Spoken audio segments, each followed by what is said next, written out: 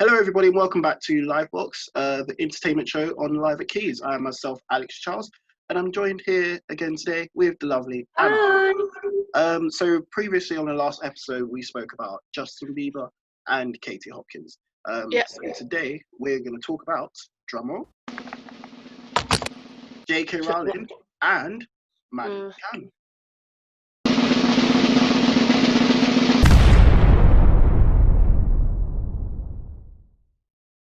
The great conspiracy that is Madeline McCann. Probably the one child that everyone probably knows, like regardless of where you go. Yeah, even if you, I remember being about 4 when it happened. Yeah, so and there's people younger than me who who know about it. So you can ask anyone in the world, and I guarantee you they'll be able to tell you. Yeah, they will know. But we're gonna start with JK Rowling. So JK Rowling, for anyone that doesn't know, is the person who wrote Harry Potter. And she's sort of been known for her weird spouts, if you want to put it as that, on Twitter. Yeah. And it's not a case of like it's rude. It's more a case of she expresses her views, but she says it on a very sensitive topic, and she doesn't word it correctly. No.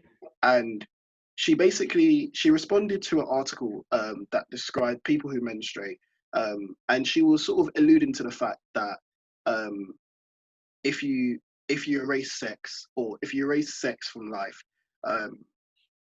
then there's no single sex and stuff like sex can't happen if it's single sex, or like same sex sex, if that makes sense. So it was weird reading that, knowing that this same person has obviously probably worked with gay people, and you're openly spouting that on Twitter on such a high platform.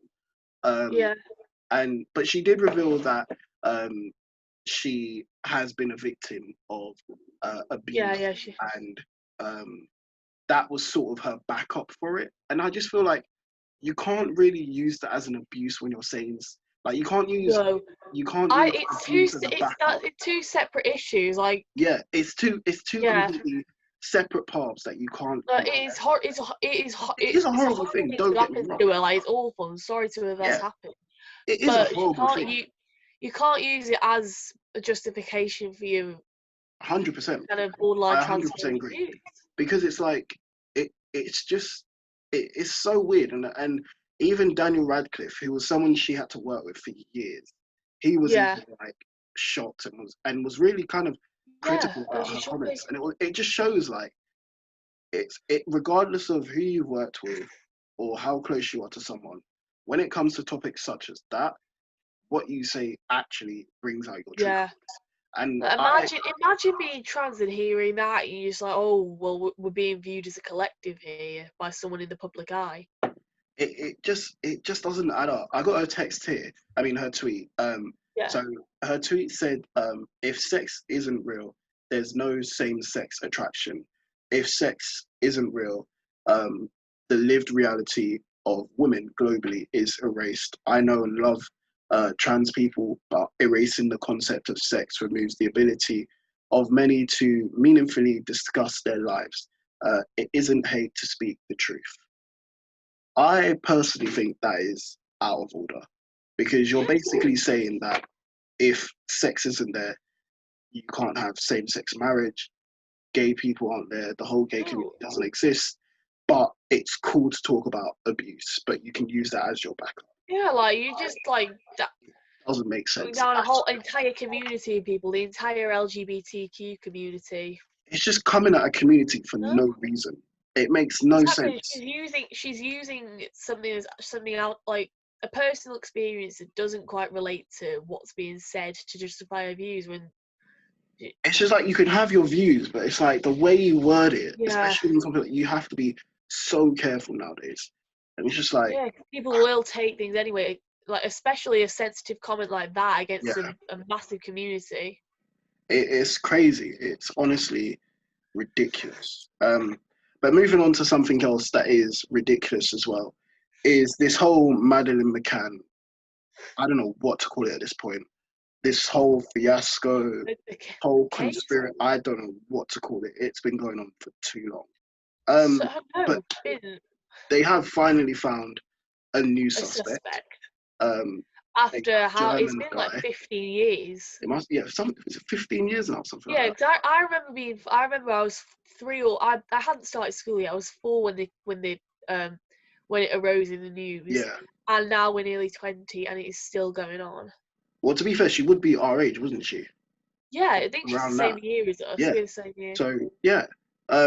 So they found. So it was revealed in the papers that a German guy called Christian B was their main prime suspect, and Yeah. I actually saw this video, and it looks like a scene from a horror film. They basically found a USB that had 8,000 pieces of evidence within it.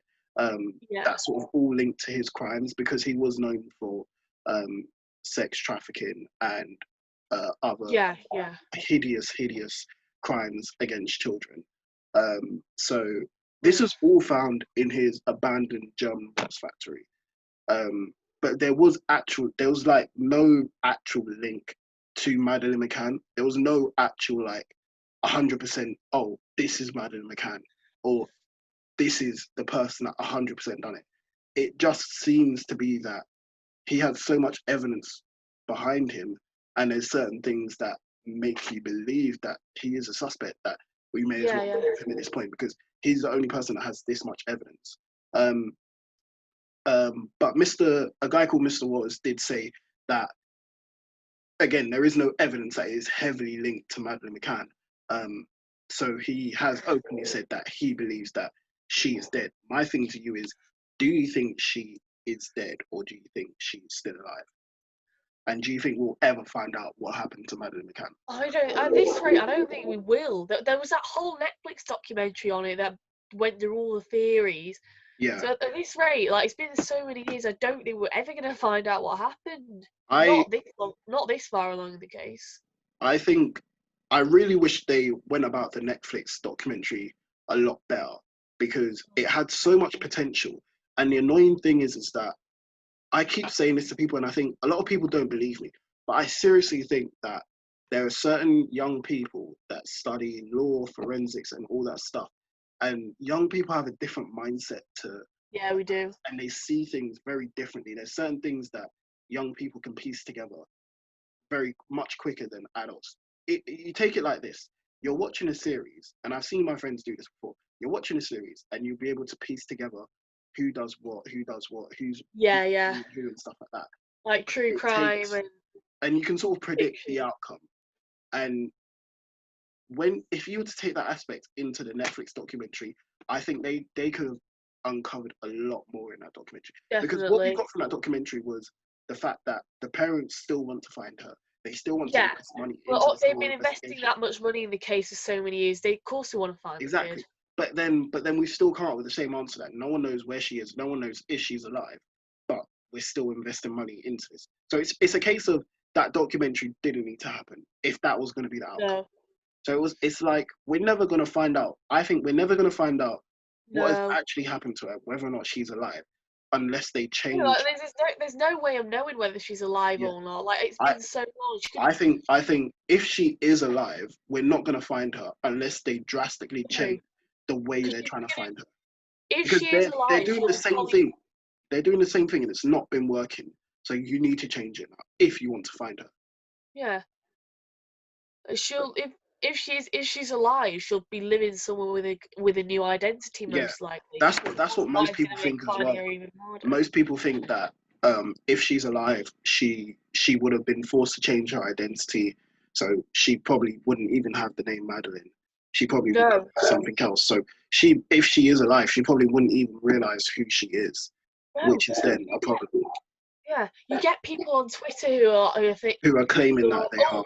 Yeah. Yeah, who are like, oh look, my baby pictures look like Madeline's. That must be Madeline McCann. Like, there's people taking it too far, going to social media to cause uproar. There's a girl in my course that has the same eye thing as her, and it's crazy because it's like at this point there's no evidence that she's dead. So it's like when someone says something like that, like there is a split second, oh shit, like it could be you. But you then got to think again, the likelihood of it being you is small, but it's still a possibility. Like at this stage, it's still a possibility. But we're going to round off this episode by summarizing our thoughts. So with the whole JK Rowling and her comments on transgender people, what do you think about that? I think like obviously it's like she's been through some awful stuff that no one should 100%. go through that. But I don't think she should be using it as a justification for her views on transgender people. I personally think that if you have those views and you know they're sensitive, you can speak about it. That's fine, because it's the same with when it comes to Black Lives Matter and stuff like that. You can. I'm not going to sit here and say you shouldn't speak about it because you are entitled to a freedom of speech. The problem comes when people don't know how to word it properly. That's when arguments and disagreements start to happen. That's how everyone sort of gets annoyed at people, because they either can't read the room and can't see now is not the right time to say this. Or there's a time and place for word it very wrong. And I think Twitter is you need to read the room very carefully on Twitter, especially if you have a big platform, because saying things like that can really come back to hurt you. Definitely. Like you see all these celebrities that get famous and have their tweets from 2011 dug up, and that's why nowadays I use Twitter, but it's like I even still have to be careful about what I post. I don't want to be like 20 years ahead and then someone digs up a tweet from like 10 years ago and that stops me from getting a job. It's just stupid. They have to make an apology over it, and it's honestly horrible. And also Madeline McCann. I personally think that, see, I'm split 50-50 because I think that she is alive, but I also think maybe she's dead. But more of me wants to believe that she is alive simply because there's no one's openly said, no one's come out and said, oh, she's dead. No one's openly said that. So no, like you can't conclude that. It's a tricky one because it's like, I personally, what I want to see happen is I want her to be found and then her to be brought home to her parents, them have a live interview and reveal that as Madeline. And then everyone that was involved in the kidnapping of her or whatever, just to be sentenced to life in jail. No, that's what ideally I want to happen. That would be the best scenario, but it's not going to happen simply because it's taken them this long to find their main suspect, who doesn't even know if she's alive. But it's the crazy world we live in. They're feeding all this money into an investigation that's been going on for years, and they're now what? They're not even one. Well, they are one step closer, but it's like one step of how many. Like they found a suspect, but it's like they've got mainly everything they can out of that suspect. Like you can only shake him, and he's only going to reveal so much. But you know, it is what it is. But yeah, thank you guys for watching. Hope you enjoyed, and stay tuned for the next episode of LIVEBOX. Thank you.